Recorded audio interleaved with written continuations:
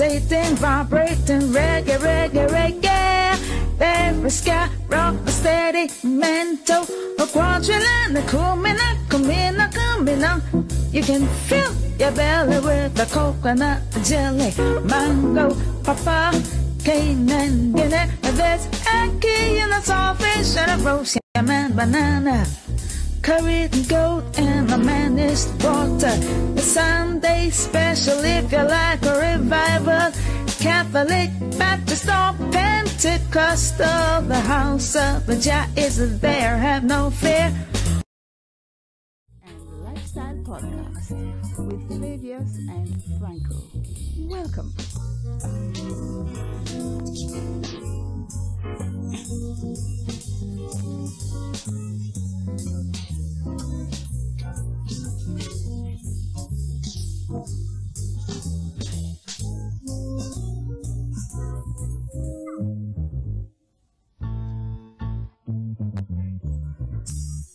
Hi, this is Pam Hall, and I'm inviting you to hang out with Flavius and Franco on the Real Stuff Podcast.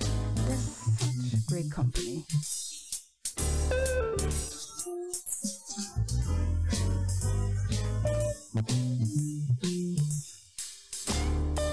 Feel like a tourist in my own homeland.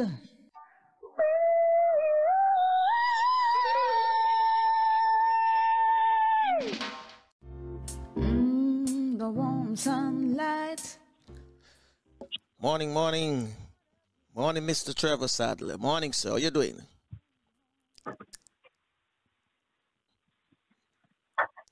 Morning, Trevor. How you doing?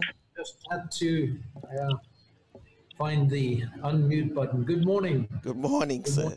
Morning. Welcome to the Real Stuff Podcast. Morning, Trevor. Again. Thanks for having In the Caribbean with you today. Yes. Unfortunately, my colleague, Mr. Gardner, couldn't join due to a pressing matter that came up this morning. And I'm it for you today. Okay. You're in the firing seat. No problem. So you'll do. You can do. All right. Let me let my listeners know who Trevor is. So Trevor Sadler has over 30 years of experience in the airline industry, over 4 continents in the UK, Saudi Arabia, Indonesia, Malaysia, Aruba, Turks and Caicos, and the USA. His experience includes traditional full-service airlines, hybrid and low-cost airlines, including several airline startups. Trevor is the CEO of Inter-Caribbean Airlines based in Providencial's Turks and Caicos Islands since 2013. Inter-Caribbean Airways is a growing regional airline currently serving 22 cities in 14 countries. The company operates a fleet of EMB 120 and twin other aircraft. We are now pleased to introduce jet capabilities with the introduction of ERJ 145 50-seat jets, giving greater range, capacity, and economics to serve additional new markets. Planned new cities for the fall of 2018 means Inter-Caribbean serves more cities, islands than any other airline in the Caribbean. To learn more about the Inter-Caribbean Airways, visit intercaribbean.com. Yes, Trevor. So, Flavius, Yes, sir. take it away. Yes, Trevor. Can you just give us a kind of overview of the airline and what you do? Sure.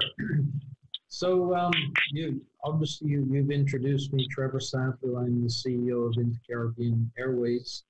The founder and owner of the company is Mr. Lyndon Gardner.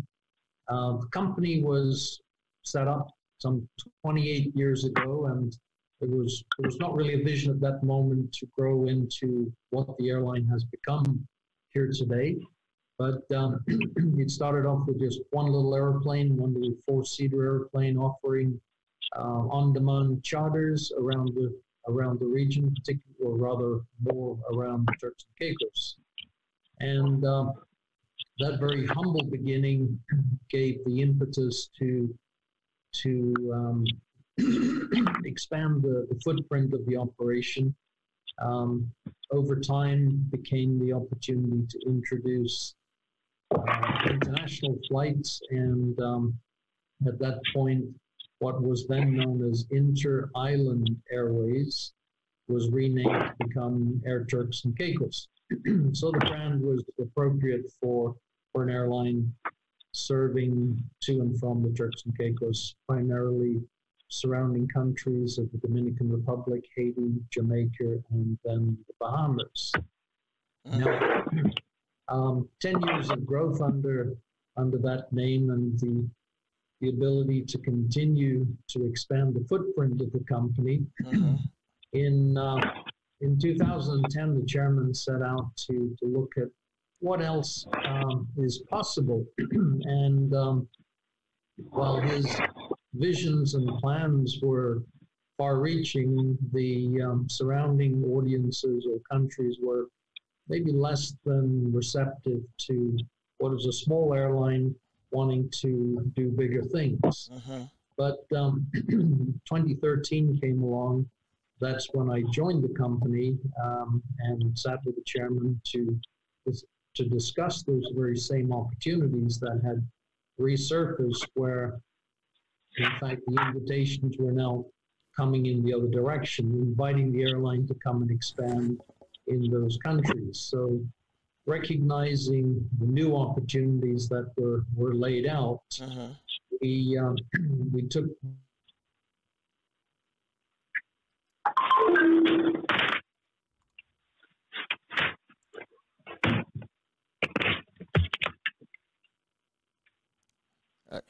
seems to have lost Trevor a little.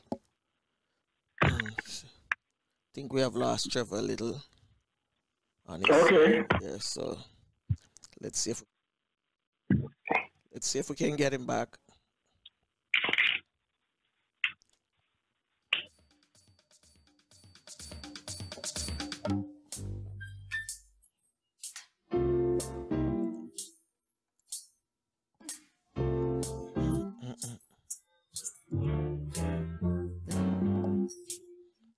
Yeah, I'm gone.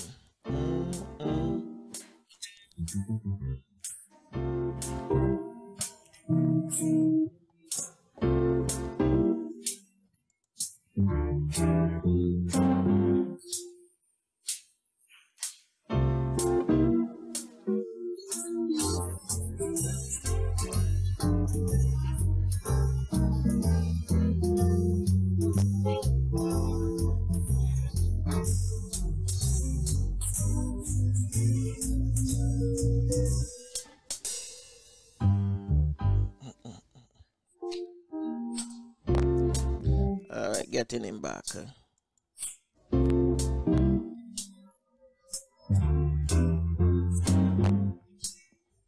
We're getting back Flavius. Okay, Trevor. Yes. So yeah, we get you back again. We seem to have lost each other for a moment. Yeah, but, that's okay. That's okay. So we were at the point where here we were as a company. We renamed the company as Inter-Caribbean Airways, and we did so to recognize what was a much wider opportunity for the company to grow across the Caribbean. And we felt it was best to have a name that was representative for all of the Caribbean. So each country that would see our service and we grow within that country can feel we're also their airline. We don't have to, because we're based in one place doesn't mean that we have no less regard for the points in which we serve, and we want to be seen as a neutral airline for which each country can embrace us for who we are. So 2013 was the rebranding of the company. And from that moment forward, we began the journey first to change how we operated. So instead of what we would call point-to-point travel, we rearranged the schedule so that airplanes would stay overnight in an outstation, and then would come back into the Turks and Caicos pretty much all at the same time, and with the view that you were either coming to the Turks and Caicos or you were continuing on a journey to the Dominican Republic, the Bahamas, to Haiti, to Jamaica. And with that, what we then were able to do was to put many more persons on any given airplane. And because we now multiplied the connectivity, it meant we could also multiply the frequency. So what was 2 and 3 times a week, if we were lucky, we were now in a place where all of these flights could sustain daily flights. So that created for us our first hub in Providenciales, and we continued to grow our footprint, carrying off to Tortola was then as far east as we were going. And Tortola was initially just an extension off of our flights from San Juan. Okay. 3 times a week wasn't much, but we found we could fill up every flight we flew. And we made a conscious decision that we would begin to establish a second base in Tortola, British Virgin Islands. And with that first particular flight connection between San Juan and Tortola, we went from 3 flights a week to 18 flights a week. Big, significant jump, but it meant we had airplanes based there, crew based there, and we were now in a place where we would now be able to connect Tortola with Antigua initially a few times a week, and that grew to be daily flights both in the morning and the afternoon. We introduced flights then to St. Martin, then to Dominica, and then continued the Dominica flights over to St. Lucia. So we have broadly reached into the Eastern Caribbean, not always with daily frequency, but in as much as those flights would sustain it. The connectivity would grow, so you could now go from Providenciales to Santo Domingo, to Tortola, to Dominica or Antigua or St. Lucia. The flights that would come out of Jamaica would also then connect to those same destinations. So even if there were multiple stops on these journeys, we would get you there possibly as quick or quicker than the alternative travel that may be available to you. And over time, we now see we could introduce a Santo Domingo to Kingston flight, which also cut out one of those stops on the way down to Tortola and allowed the Jamaican traffic to be able to connect to these other points in the Eastern Caribbean, again giving frequency, which really has helped to establish our network. We then added Cuba back into flights with both Havana to Kingston, Havana to Santo Domingo, with those same flights now again connecting across the Caribbean. So even if we were putting you on a journey where you might have 3, 4, 5 stops, again, you may not have an alternate choice to get to that city based on visa or nationality and or cost of traveling either via Miami or via Panama, if those were options to you. So we increasingly became a viable choice for travelers around the Caribbean to get around the Caribbean. Now, we continued to grow our network till we were at 22 different cities across the Caribbean. And we had plans for more when COVID came along, and maybe in those early moments of COVID, somehow the various countries took the view of closing down for 14 days, and perhaps in March we all had hope that we would all get over it fairly quickly. But what we learned along the way is obviously each country found it was dealing with it and continued to extend the closure period.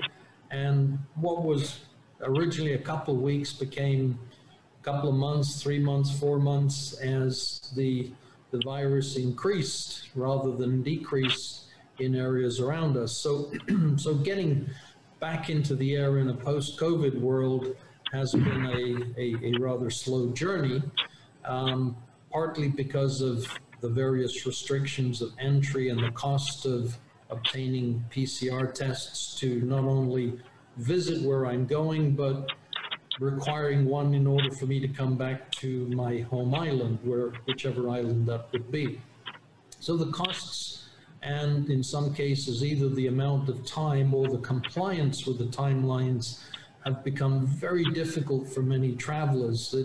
It's great to say a test within 5 days, but if I can only get it on certain days of the week and the flights are only on certain other days of the week, or it takes 10 days to get a test that must be no older than 5 days. So the layers of difficulty associated with simply getting a test and the frustration for travelers, notwithstanding the cost, has greatly diminished the demand for travel right now. So we were in a place where we could get back into the air, albeit on a very curtailed schedule and only limited frequency here to get started. We had to face the issue that we have a lot of airplanes, we have qualified pilots, we have a lot more people than the current needs for the company. But with every cloud comes an opportunity or a silver lining, and in this case, for InterCaribbean, it was a case where the airline called Liat over in the Eastern Caribbean had ceased flying, and the opportunity to come in to Barbados to begin some replacement flying in that region gave us an opportunity to actually expand to 5 new connective cities that would seem, perhaps in the pre-COVID world, we wanted to get there, but it was going to take more time. So we had the crew, we had the airplanes, and we had the willpower to want to try and preserve as much of the company and the personnel as we have to keep as much persons flying and at the same time address the community needs. So with this new expansion, we go from 22 to 27 cities, with a couple of cities pending the formal approval to be launched. And you will find InterCaribbean now offers the largest, widest connective network across the whole Caribbean, from Havana in the west to as east as Barbados at this time, and 27 cities in total in between. So it's been an interesting journey for the company to grow in order to provide service to citizens and visitors of the Caribbean. And increasingly in this post-COVID moments, as countries, some are still not open, Sure. we are seeing tremendous amounts of customers contacting us, and perhaps we realize just how important the service that we've established has become for travelers in, on, and around the Caribbean. So that's a little background, and I probably talk too much without giving you an opportunity. No, that's good. That's good, because That's great. Yeah. But Kiko, as a person who's into Caribbean travel for a long time and Caribbean events, I think your service was needed, well needed, long ago. I think what we had before was actually stifling the movement of the Caribbean people and the growth of everything. Because we need to travel in the Caribbean. And, you know, and now you have come and you are providing all of that. Just like that. I mean, you worked hard to get there. but Yes. it is to my mind, it is probably the best thing to have to the Caribbean right now. Yes, we fully recognized, and some of it has come from the learning of providing the service to recognize and realize how many persons are coming from one island, but I live and work in another. I'd like to go home once a year or twice a year, and or family come to visit me.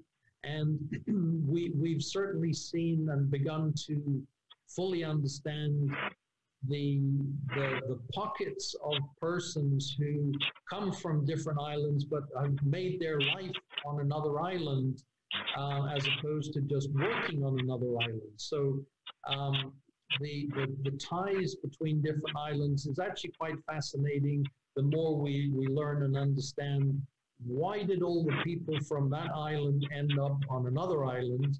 What were the drivers to bring them there?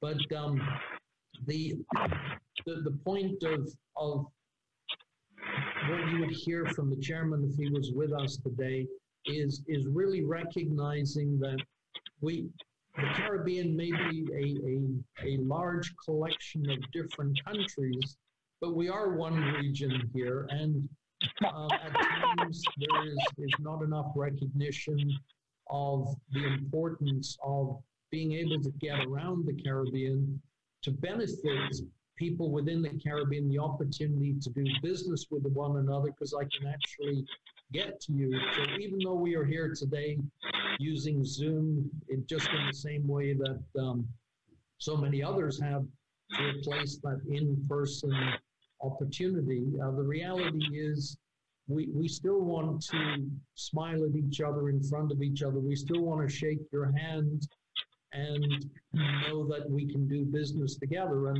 And you can't always do business through the end of a phone call that is based on a relationship that the region has long enjoyed. So you can't throw away the past with technology to just tell you, say hello on Zoom and off we go to do business. So it is important. If we can create frequency and connectivity around the region as we've done, what we do is open the doors for more people to look at and say, how can I do business with another country? What do you have that I need? What do you have that I want to buy and import? And how we mutually build within the Caribbean, how we as a company, but how the Caribbean as a whole supports the Caribbean, and not just fundamentally bring everything from the United States or outside of the region. Keep the money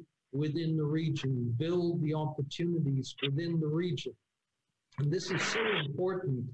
This is something the chairman is very passionate about, and it makes perfect sense. Why would we welcome taking the money out of the region so there's no opportunity to continue to reinvest in each other? I have two questions for you, Trevor. I see you move from 22 cities to now 27 cities, right? Yes. Have your seats for jets, have it moved up from 50 as well? Well, we now focus on 2 airplane types, so it's still our for now it's our Embraer 120, which is a 30-seat airplane, and then the Embraer 145, which is a 50-seat jet. So that airplane has the ability, let's say, to fly from Kingston to Barbados or any other islands on the way to that point. Okay. We think for now that that's a good size airplane that we can work on frequency. There is possibilities for something larger, but I think we have to get a little further down the road with recovery before something larger becomes viable. Oh. So those 2 airplane types, we do in fact have another type of airplane that is we've acquired the first one, which is the ATR 42. So that's also a twin turboprop airplane. It's bigger by close to 50%. It's a 48-seat airplane. Okay. So that airplane has different mission capability, and it's the airplane we see being able to continue our growth while basically flying with the same number of crew. 2 pilots, 1 flight attendant is the same crew required for that same airplane, while we have a near 50% increase in seating capacity. So provided we're not dealing with long haul legs, it's an ideal airplane. It's a newer airplane. It's one which we can begin to introduce more capacity with that airplane type. Okay. So let me ask you, frequent flyer mileage. Do you have that package as well, Tom? We do. We have a frequent flyer program. It's called Cacique Rewards. And for those who are not familiar, Cacique, the name came from the very leaders of the islands going back hundreds of years now. So the Cacique were considered the leaders of their communities. And it was a case of the person who was the Cacique was passed down from father to son until there's no more sons, and then it was father to daughter. So it was an equal opportunity leadership role years ago, and we felt this was one way of honoring the history and the origins of people of these islands, and I say islands across the whole Caribbean.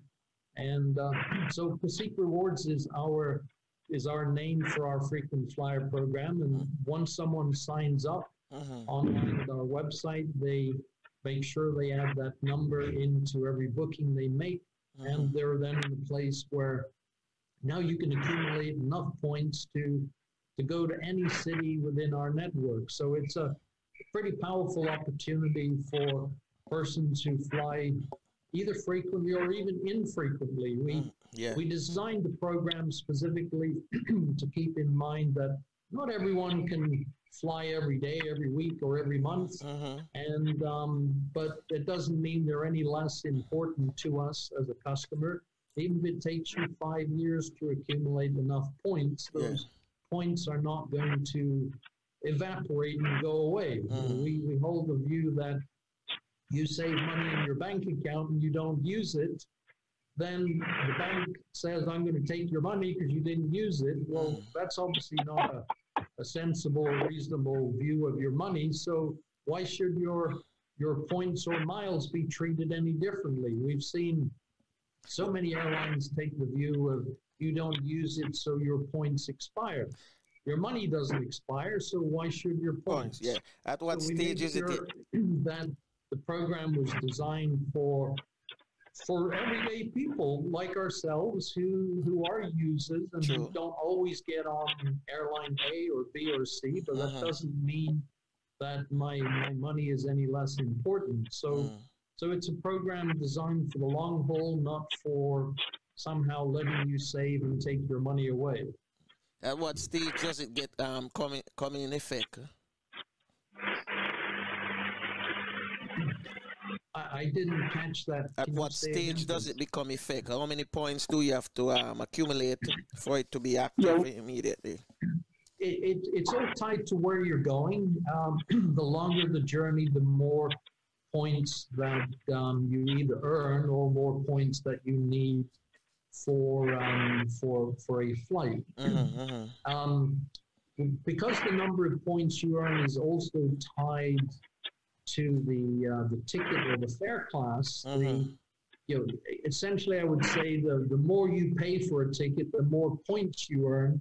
That between the high and low, it could be that I need, say, on average, it might be 10 journeys for one trip. Okay. Or on the very lowest, it would be 12, but on the highest, it could be 8 of the same journey. So you may not always book the same fare class based on the journey that you take. So you're constantly earning a little more or a little less based on the fare that you select when you make the reservation. Okay. So are there any? Okay, go ahead, Flavius. Yeah, Trevor, what you have enabled or is enabling now is something that is critical to Caribbean tourism that hasn't been explored properly. You know, it's the actual tourism within the Caribbean.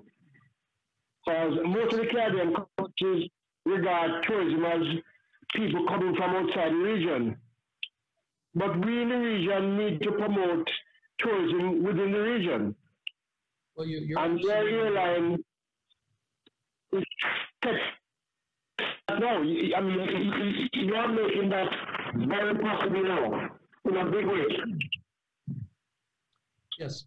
Well, we talk frequently with the tourism authority or the tourist board. Everyone has a different name by each country, but we specifically talk to them about the region, asking them, what are you doing in the region? Yes, we all understand the bulk of your traffic is coming from North America or Canada, North USA and Canada, or from Europe, and some see some very limited level of traffic coming from South America. But those results meant that they're constantly putting their money into those three US, Canada, and Europe. And within the region, someone knows the name of the country, but generally they know nothing about the country. So we encourage the tourist boards in the different countries, team up with us. We'll fly you there. We'll bring you there. Let's host an event, both for the agency market, but also for the public. Bring together and create a little mini trade show with the view to turn on the awareness of why might it be interesting to go and see another country that is 200 or 300 miles away. And because we don't see any country specifically marketing themselves within the region, so both the awareness and in turn the desire to go to some of these places is driven by the fact that I'm just unaware. Yes, I know where you are on the map, but nobody told me what to see, what to do. I had nothing to dream about to make a reality out of visiting you. Yeah, are you all available also for chartered flights? Are you available for chartered flights? Are you available for chartered flights as well? Yes, yes. Okay. We while the principle of our business is scheduled flying, the reality is we make our aircraft available for charter for individual groups or governments, as the case or the need may be. And we get a lot of different sports groups that want to go somewhere. We get private groups that it's just impossible for them to get to another island, and seems not so much sense for them to take a flight to somewhere else to connect and give up the whole day if I can get there in an hour or two. So we do see a fair amount of charter requests and offer a good number of charter flights. We've done, particularly in these COVID times, quite a number of repatriation flights. Some are whole flight charters, others are organized on a one-by-one person basis. So we try and work with everyone to find a solution to their need. Trevor, we have another company, which is a Caribbean tours and events company, where we promote the Caribbean. But we have a product that we developed some time ago that fits right into what we are doing now. So I will speak to you about it off the year. Okay. But look forward to it. Extremely Yeah, it fits extremely well into your program right now. Yes. So we are, by virtue of employing persons from around the Caribbean, we have some encouragement in terms of different nationalities getting to know the other person. And we learn from each other by sharing experiences, by sharing cultural values, what happens on my island versus on your island. And so there's a continuous learning that we find as people within the company spend moments together and exchange and learn about each other's history. Yes, I know that that right now we are in the COVID pandemic right now, and a lot of airlines are experiencing difficulties because nobody knows when things is going to get back to its normalcy. What are you guys? What are you doing now? Like, oh, you don't have a crowd as such. What are you doing now to keep yourself in the business? Keep afloat, yeah. What are we doing now to keep afloat? Yeah, to keep afloat. What are you doing now to keep to make sure your business don't close? Well, all I can say it is tough. We have to obviously curtail any non-essential spending. Mm-hmm. We try to rotate the work patterns. It's difficult to. We can't stop, but we have nowhere near the level of revenues that we had, and mm-hmm. we're waiting for some signs of recovery. Mm-hmm. Yes, we're putting some people on an airplane, but in many cases, it's simply not covering the cost of doing so. So mm-hmm. Our initial enthusiasm to get back in the air with some frequency, we've had to pull down the schedule. Mm-hmm. This meant we've got more flight cancellations than we would normally expect to offer, but we'd say we just can't offer the frequency right now. Mm-hmm. So here's the days that we can offer you, and let's try and move you to those days and try to create sufficient numbers of persons flying that we can hopefully try and cover the cost. So it nothing is easy right now, mm-hmm. and it doesn't matter the price of the airfare. People are not getting on an airplane right now, mm-hmm. and so we have to be mindful of a slow recovery until there's some sense of control of this virus. Mm-hmm. I think we're all a little bit afraid. We've seen differing reactions to people coming into countries, and we've seen ever-changing protocols, which leads to confusion, and the economics of that just don't work for many people. So we just have to hunker down, try and keep flying what we can, mm-hmm. take any other opportunities that come to us, and try and preserve the future of the company, so that we're here for the future. Mm-hmm. We are a private company. We don't receive any government support or subsidies, so it's up to us to figure out how do we make this viable for continuity of business. And I guess workers are hurting as well. Your staff is hurting as well.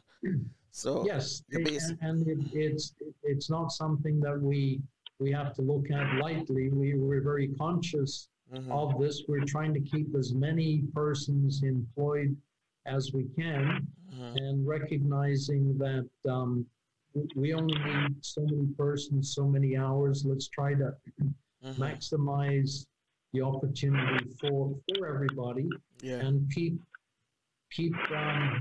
looking forward, looking for signs of recovery, so that we can respond timely to some of those moments. We know there are groups of people that are stranded in different countries that we need to reinitiate air service through some of those connection points in order to make viable travel costs for people to begin to travel again. We can't afford to ferry an airplane over to a point in order to pick up a group. The customer ultimately doesn't understand that someone has to pay for an empty airplane to fly and pick you up. And so, it's tough having to explain these things. Why is the cost of the special flight so much more than a scheduled flight? Because we can't take people in both directions. In some cases, we can't take you into the country. We can only take you out. So it's as if each traveler has got to pay for 2 seats if they're occupying one way of that journey.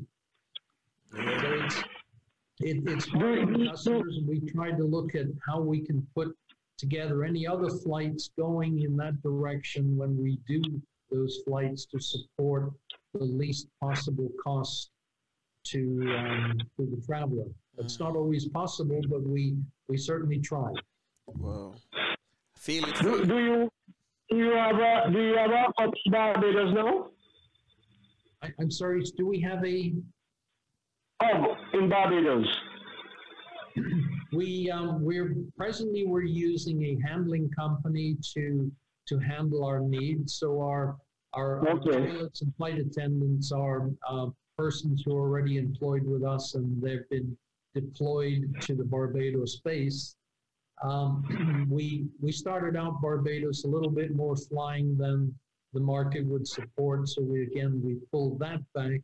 And as we see some recovery here, so we'll be in a place where we'll begin to have some more local hiring of staff from Barbados and surrounding islands. How many flights a day when you are functioning? How many flights a day you have that go to Jamaica or from Jamaica?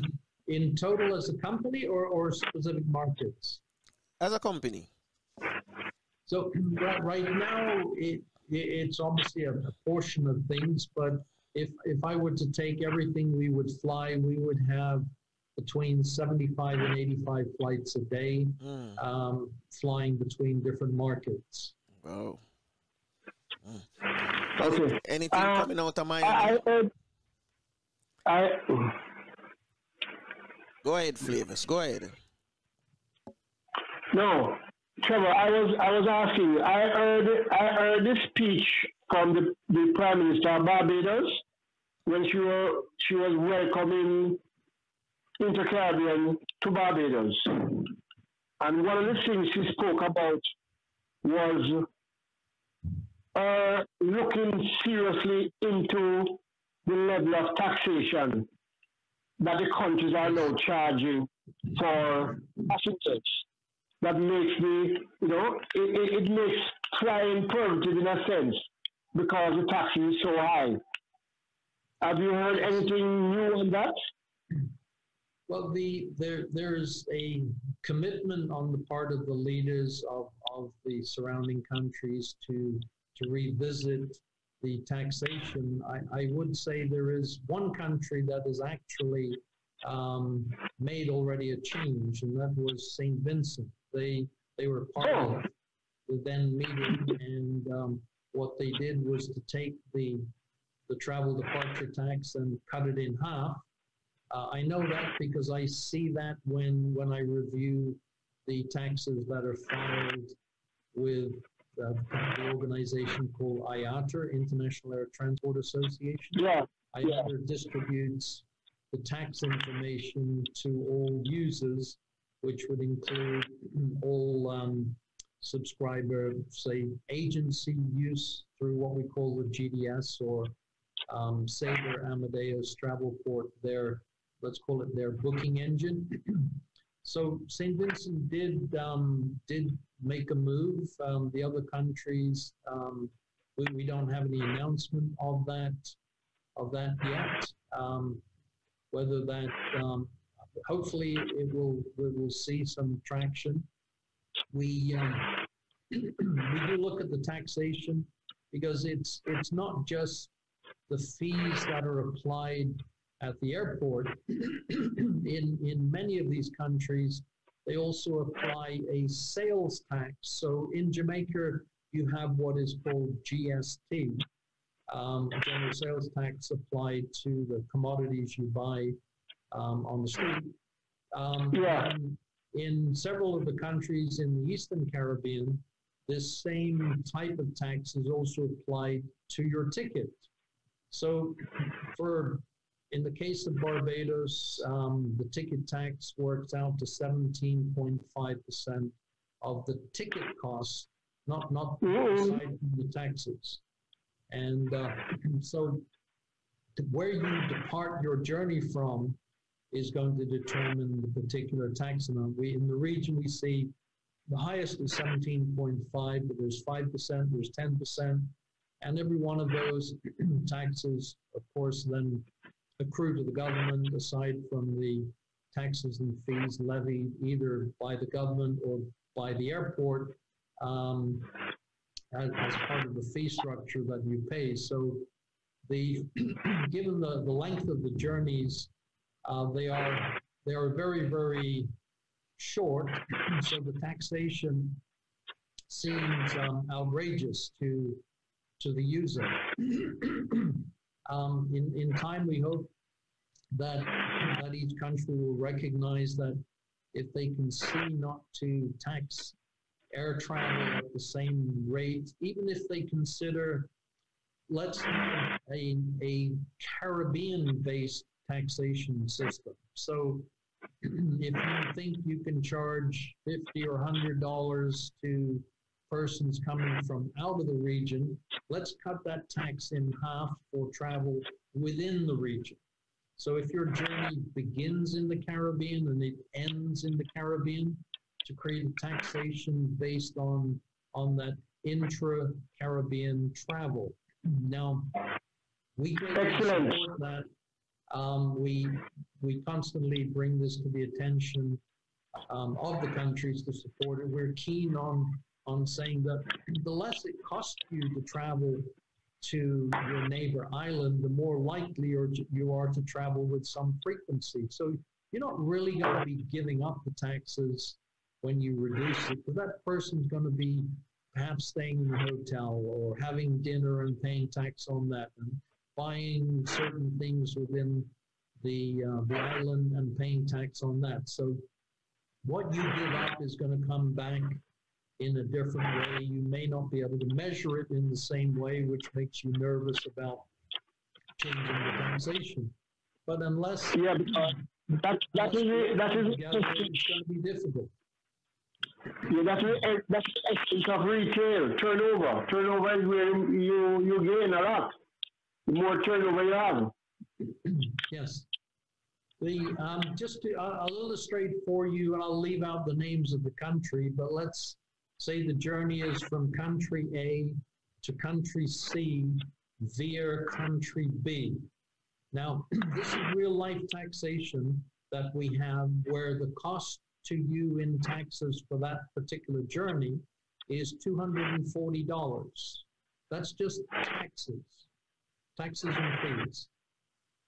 That's no airfare, solely the taxes, and the journey would be a little under 500 miles. So you can appreciate that we're doing a fine job of taxing everyone within the region. And as a consequence, yes, we see many studies that are coming out, and everyone's paying a lot of money for a study to tell you what is quite obvious, that we can't afford to pay taxes at the same level. If I take the average journey between two islands, it's often less than the journey, say, from Miami to Orlando, where the taxes on a round trip journey there, domestic taxes, but that journey in distance is somewhat equal to many journeys across our region, and you're going to pay about $25 or less.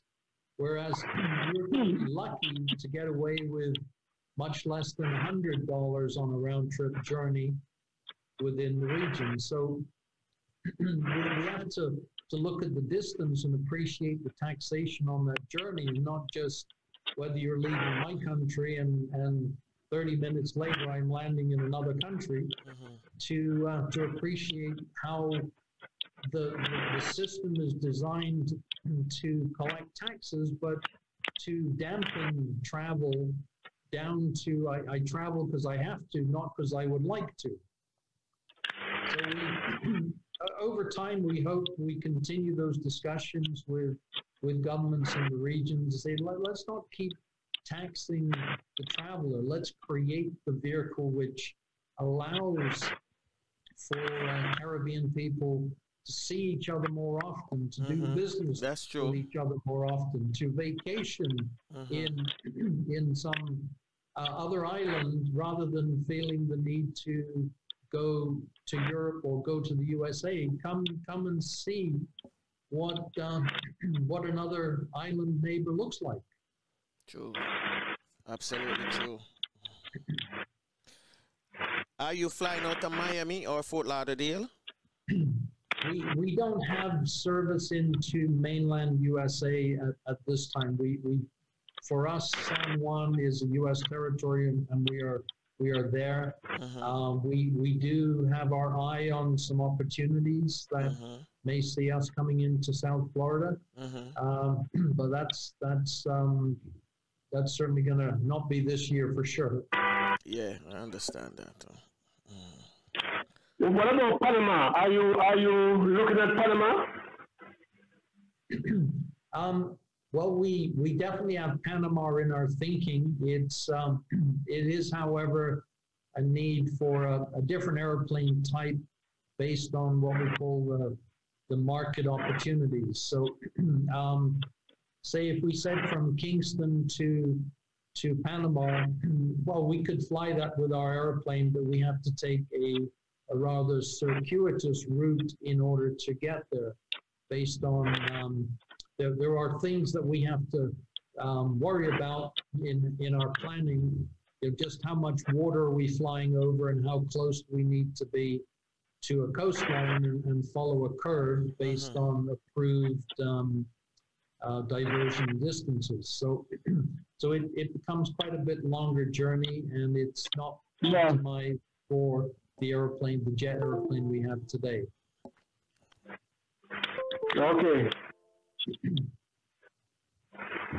Well, we see the Caribbean as a very large space, and there's lots of places that we have yet to engage in our planning and our route map. But the Caribbean really starts at the Central American coastline, the curved coastline of Central Caribbean, covering Nicaragua, Guatemala, Panama, Nicaragua, Guatemala, Costa Rica, Honduras, Belize, and into Mexico.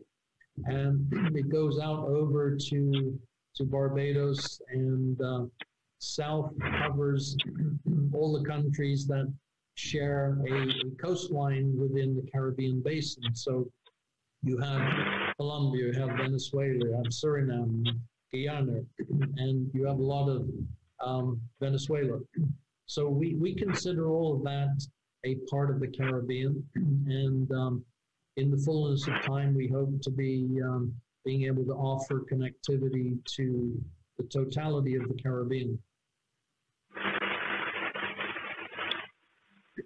I can say it's a wonderful and a wonderful initiative that the Caribbean needed long.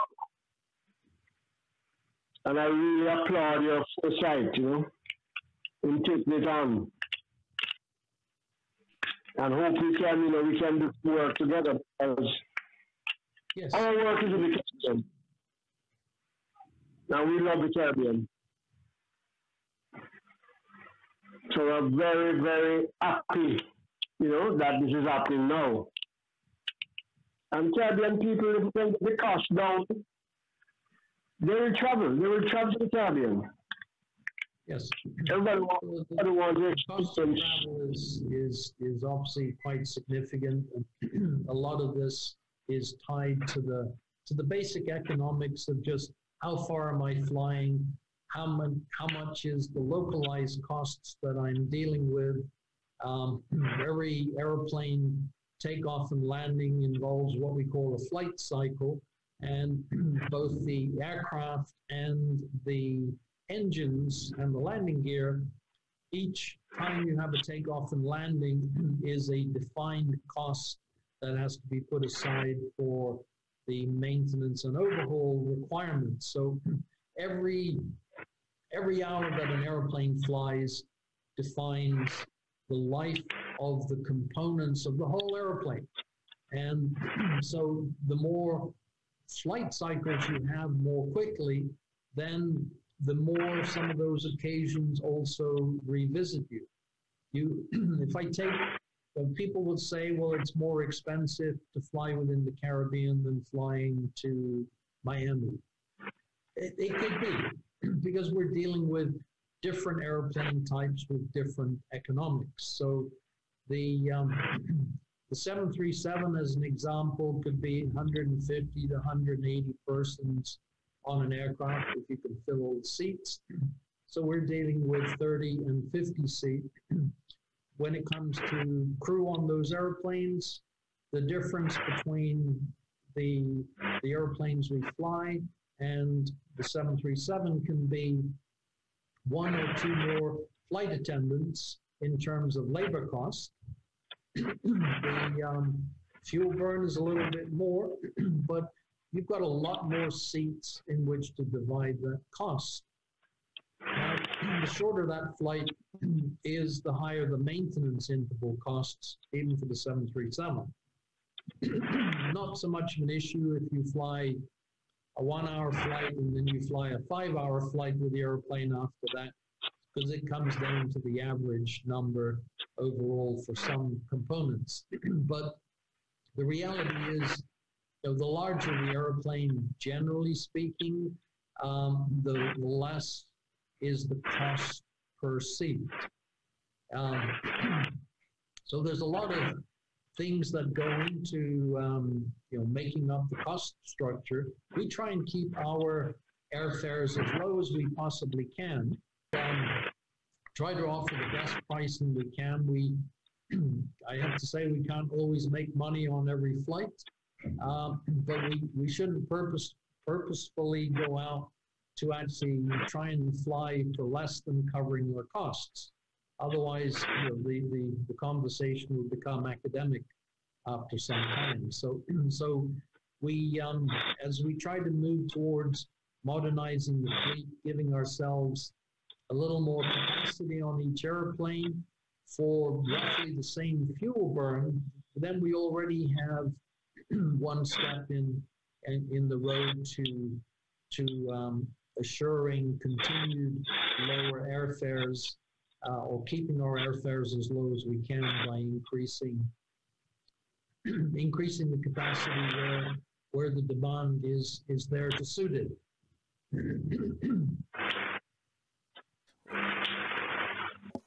Well, Trevor, we thank you for taking time out and coming here and explain Inter-Caribbean Airlines with us this morning. And we just hope that more Caribbean people who are listening and viewing us this morning will start flying with Inter-Caribbean Airways as well. Thank you. Thank you very much for having me today. And we look forward to obviously continuing the journey of recovery and growth, and simply doing more of what we are doing, which is to serve the Caribbean people. By so doing this with frequency, we also have found that we have a lot more tourists on our flights, which keeps that frequency demand. And the reality is, people come to our region and they want to have more than one island experience. So they come in to the first island and they will hop 1, 2, 3 islands with us before returning home from that ultimate island. So we do our part in promoting visitors within the region who are coming into One Point and give our Caribbean people the opportunity to simply get around the Caribbean region. Yes, yes. All right, Trevor. We'll keep in touch. Flavius. Thank you. Thank you very much. Thank you very much, Trevor. I will get to you very soon with my proposal. Okay. Look forward to it. Okay. Thank you again for having me today on the show. You're welcome anytime. Yes. Anytime you need to come on, just give us a call and we'll arrange it. I very much appreciate it. I'll make sure the next time to bring the chairman aboard. That would be good. Yes, definitely. Yes. No, he's a great story. He's a great story for inspiration for everyone in the Caribbean to show what truly hard work can do for you. Yeah. I was reading his bio and it's, very impressive, the way he started, Very good, very impressive indeed. All right, Trevor, so you have a pleasant afternoon, okay? Yes, indeed. Thank you. All right, bye. I appreciate it. Thanks. Thank you. Take care now.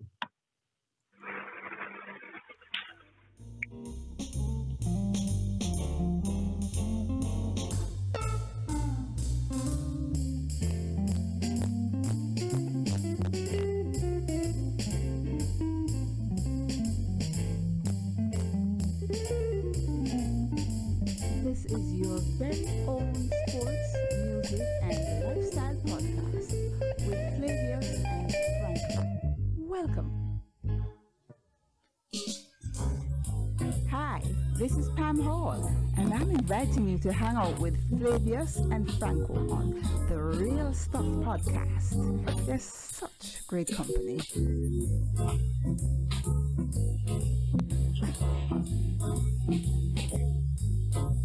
This is your very own sports, music, and lifestyle podcast with Flavius and Franco.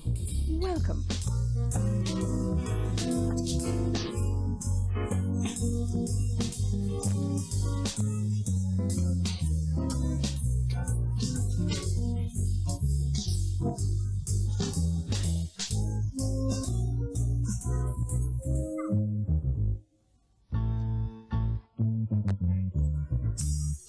Hi, this is Pam Hall, and I'm inviting you to hang out with Flavius and Franco on the Real Stuff podcast. They're such great company.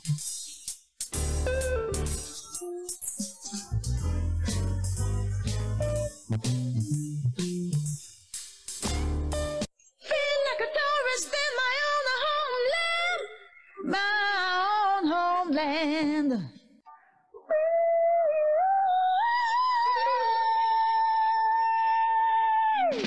Sweet rain, Johnny, when we're on the waves.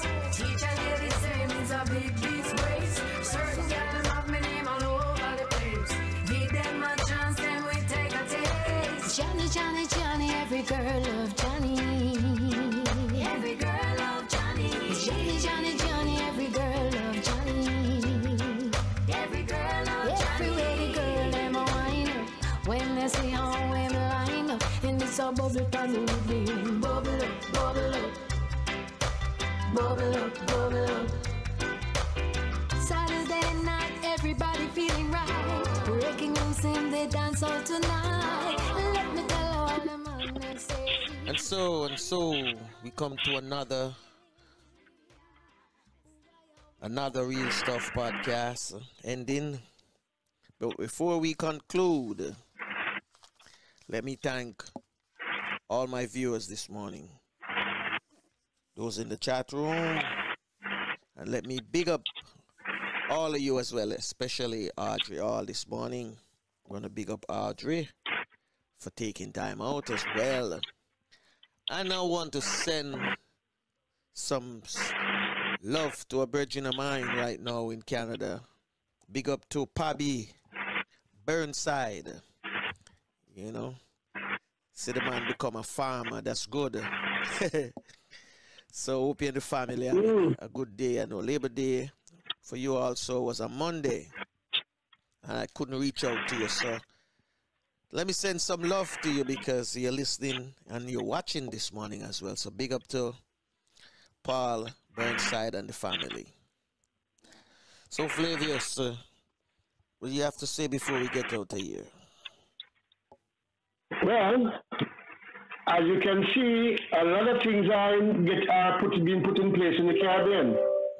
You know, so we definitely post-COVID we should be fine. You know, if we can keep all the businesses running until you lead us to full. You belong far away away. Ajuguala lebo buseru lida mua lida sungfula lida mua lida sungfula. Well, unfortunately, this is it. Till next time. Bless.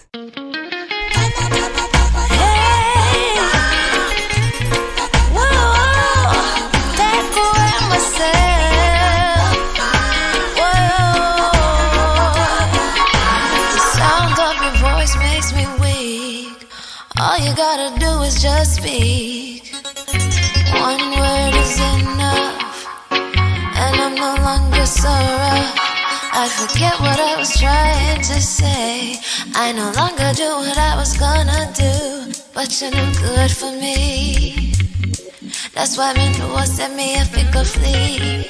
Me I fi take away me say. Me I fi take away me say. Me I fi hide like a thief in the night. Me I fi get out the side. Me I fi take away myself. I fi take away myself. I have to utilize I will. Shorty